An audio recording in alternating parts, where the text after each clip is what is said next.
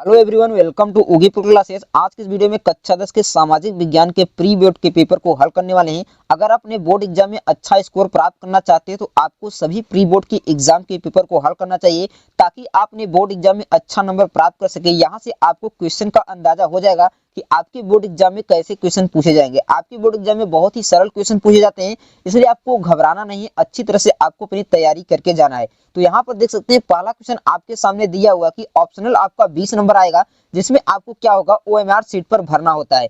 पहला क्वेश्चन आपके सामने है कि राष्ट्रवाद के विकास के लिए निम्नलिखित में से कौन सा तत्व सहायक रहा है। जब भी राष्ट्र विकास होता है, राष्ट्र का विकास हुआ तो पुनर्जागरण के साथ हुआ, धर्म सुधार आंदोलन हुआ और फ्रांसीसी क्रांति, तीनों हुआ। तो इसका ऑप्शन नंबर आपका डी बिल्कुल राइट आंसर हो जाएगा। दूसरा क्वेश्चन आपके सामने दिया हुआ कि सुंदरवन का राष्ट्रीय पार्क कहां पर स्थित है। तो यह मैं आपको बता दूं कि आपको पता होना चाहिए कि जो सुंदरवन का राष्ट्रीय पार्क है वो पश्चिम बंगाल में है। कहां पर? पश्चिम बंगाल में क्या है सुंदरवन राष्ट्रीय पार्क, जिसे नेशनल पार्क भी कहा जाता है। 3 नंबर क्वेश्चन आपके सामने है कि वैश्वीकरण को सर्वाधिक लाभान्वित हुए थे। जब भी वैश्वीकरण हुआ था तो उस समय जो धनी वर्ग के लोग थे क्या हुए थे, जो धनी वर्ग के लोग और शिक्षित लोग थे उन्हों क्या क्या हुआ था, लाभान्वित हुए थे। जो कि जो अशिक्षित बेरोजगार लोग थे उन्हें लाभान्वित नहीं हुआ। यहाँ पर आपके सामने ऑप्शन है ग्रामीण मजदूर को, शहरी शिक्षित वर्ग को, धनी वर्ग और उपभोक्ता को। तो इन सभी को क्या हुआ था, लाभान्वित हुए थे, प्राप्त हुआ था। तो ऑप्शन नंबर इसका क्या हो जाएगा, डी बिल्कुल राइट आंसर हो जाएगा। अगला क्वेश्चन आपके सामने देख सकते हैं 4 नंबर क्वेश्चन है कि भारत में संघीय सरकार किसे कहते हैं। संघीय सरकार जिसे यूनियन गवर्नमेंट कहते हैं। क्या कहते हैं? इंग्लिश में इसे यूनियन गवर्नमेंट कहते हैं। जो होता है केंद्र सरकार, केंद्र सरकार यानी सेंट्रल गवर्नमेंट को हम संघीय सरकार कहते हैं। तो इसका ऑप्शन नंबर आपका ए बिल्कुल राइट आंसर हो जाएगा। 5 नंबर क्वेश्चन है कि अजैविक घटन कौन सा है। अजैविक संसाधन बताना है, जैसे पशु हो गया, मछलियां हो गया, पौधे हो गया, ये जैविक क्या है, जैविक संसाधन है। जबकि जो चट्टान हो गए, पत्थर हो गए, लकड़ी हो गए,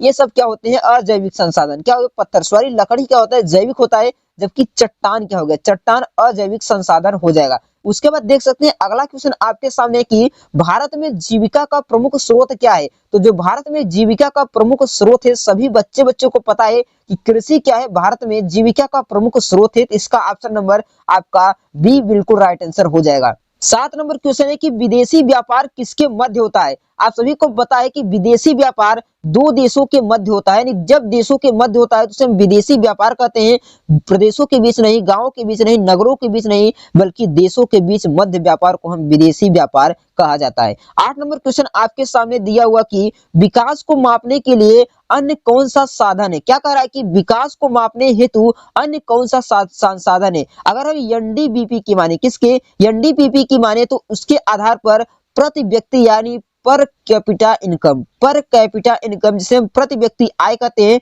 इसी के आधार पर विकास की दर को मापा जाता है। इसका ऑप्शन नंबर आपका सी बिल्कुल राइट आंसर हो जाएगा। 9 नंबर क्वेश्चन है कि निम्नलिखित में से कौन सी गैर परंपरागत ऊर्जा स्रोत है। जो परंपरागत ऊर्जा स्रोत है वह कोयला है, पेट्रोलियम है, प्राकृतिक गैस होते हैं। जबकि जो सौर ऊर्जा है वह नवीनीकरण ऊर्जा है। क्या है, नवीनीकरण ऊर्जा है, जिसे हम पवन ऊर्जा, यदि पवन ऊर्जा आ जाए तो यह भी नवीनीकरण ऊर्जा है, यह परंपरागत स्रोत नहीं है। तो इसका ऑप्शन नंबर आपका सी बिल्कुल राइट आंसर हो जाएगा। 10 नंबर क्वेश्चन है कि किसी लोकतांत्रिक शासन की व्यवस्था समस्या होती है। क्या कह रहा है कि किसी लोकतांत्रिक शासन व्यवस्था में समस्या होती है, लोकतंत्र की चुनौती, प्रतिनिधियों की चुनौती, जनता की चुनौती या तानाशाहों की चुनौती। आप यहाँ पर ध्यान से क्वेश्चन को समझिए। कह रहा है कि किसी लोकतांत्रिक शासन व्यवस्था में समस्या होती है। शासन क्या होगी, लोकतांत्रिक होगी, तो वहां पर प्रतिनिधियों की चुनौती में। तो इसका ऑप्शन नंबर आपका बी बिल्कुल राइट आंसर हो जाएगा। 11 नंबर क्वेश्चन है कि विश्व व्यापार संगठन जिसे हम डब्ल्यूटीओ कहते हैं, क्या कहते हैं,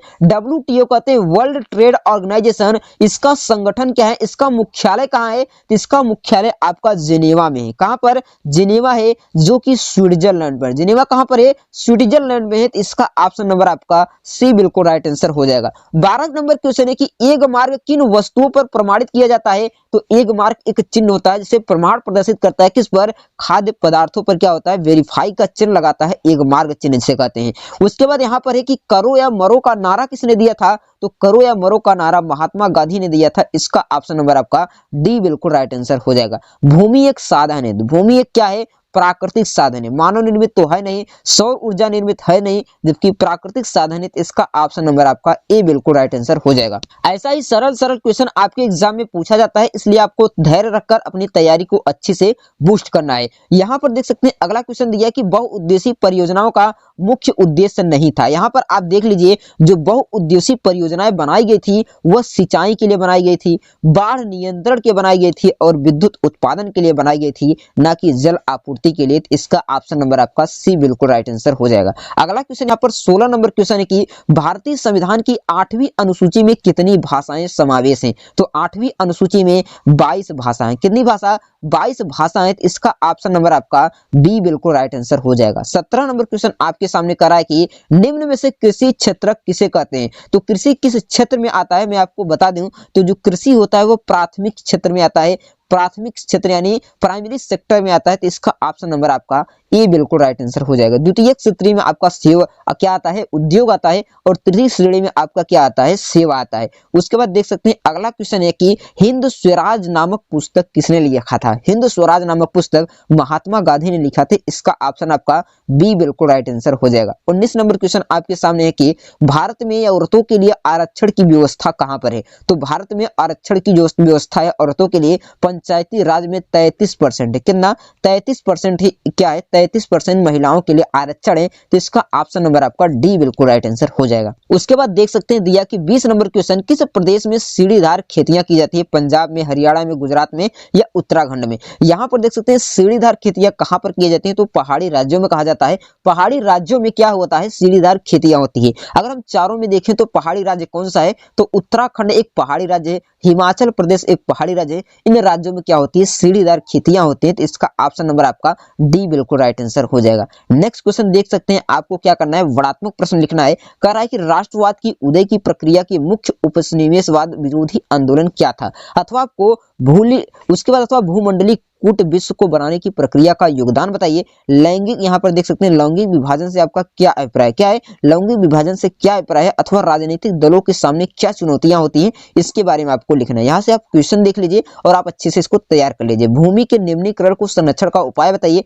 अथवा विनिर्माण क्या होता है? मानव विकास रिपोर्ट को तैयार करने का मापदंड क्या क्या है? और व्यापार और निवेश की नीतियों का उदारीकरण और वैश्वीकरण से क्या प्रभाव पड़ेगा? इसके बारे में आपको लिखना है। उसके बाद यहाँ पर देख सकते हैं 150 वर्ड में आपको लिखना होता है फ्रांस की क्रांति के महत्व पर प्रकाश डालिए और औद्योगिक परिवर्तन के विकास से क्या प्रभाव पड़ा? आपका 6 नंबर का क्वेश्चन है, इसको आपको तैयार करना है। उसके बाद देख सकते हैं अगला क्वेश्चन है कि संघवाद क्या है? केंद्र और राज्य में संबंध बताना है। दबाव समूह आंदोलन की राजनीति किस तरह से प्रभावित करते हैं? आर्थिक गतिविधियों के बारे में आपको लिखना है। वैश्वीकरण से क्या प्रभाव होता है? बहुउद्देशीय परियोजना, नदी परियोजना क्या होती है और राष्ट्रीय अर्थव्यवस्था क्या होती है? इसके बारे में आपको लिखना है। उसके बाद आपका मानचित्र कार्ड देता है, यहाँ पर देख सकते हैं मानचित्र आपको लिखना होता है, जो कि मानचित्र में आपको दर्शाना पड़ता है। कह रहा है कि वह स्थान जहां पर महात्मा गांधी ने नमक कानून तोड़ा था, आप जानते हैं डांडी स्थान जो कि गुजरात में है, उसमें आपको गुजरात में जाकर डांडी जहां पर होगा वहीं पर आपको एक गोला बनाकर डांडी लिख देना है। तो इसका ऑप्शन सही हो जाएगा। चंद्रशेखर आजाद कहां पर शहीद हुए थे? आप जानते हैं कहां पर शहीद हुए थे? प्रयागराज में। कहां पर? प्रयागराज में। महात्मा गांधी का शहीद स्थान कहां पर है? वह स्थान जहां पर कांग्रेस का 1929 में अधिवेशन हुआ था और चंपारण आंदोलन, इनके बारे में आपको लिखना है। उसके बाद यहाँ पर देख सकते हैं डल झील कहां पर है? आप जानते हैं कि जम्मू कश्मीर में। चाय का उत्पादन क्षेत्र असम में। महाराष्ट्र की राजधानी आपको मुंबई बताना है। गेहूं का उत्पादन में यूपी क्या है? प्रथम क्षेत्र है। हीराकुंड बांध परियोजना के बारे में आपको लिखना है। इन सभी परियोजना को क्षेत्र में कहां पर है आपको तैयार करके मानचित्र आप दर्शा देंगे, तो यहाँ से आपका 5 नंबर मिल जाएगा। 20 नंबर ऑप्शन से और 10 नंबर मानचित्र कार्य से, यानी आपका 30 नंबर कार्य खाली इतना हो जाता है। बाकी बचता है 40 नंबर। 40 नंबर आपका वर्णात्मक होता है। 30 नंबर आपको 100% अच्छे से तैयार करके जाना है और 40 नंबर आपको पढ़कर जाना है, ताकि आप 40 नंबर लिखकर अच्छा से अच्छा नंबर प्राप्त कर सके। तो ये थे आपका सामाजिक विज्ञान का प्री बोर्ड पेपर। आप जितने भी पेपर आपको मिल रहे हैं अच्छी तरह से उसको पढ़िए, अच्छी तरह से तैयार कीजिए कि एग्जाम में कैसे क्वेश्चन पूछे जाते हैं। आप उसी तरह से अपनी तैयारी को बूस्ट कीजिए, ताकि आप अपने एग्जाम में अच्छा से अच्छा स्कोर प्राप्त कर सकें। मैं मिलता हूं इसी तरह के एक नेक्स्ट पेपर के साथ, तब तक के लिए धन्यवाद।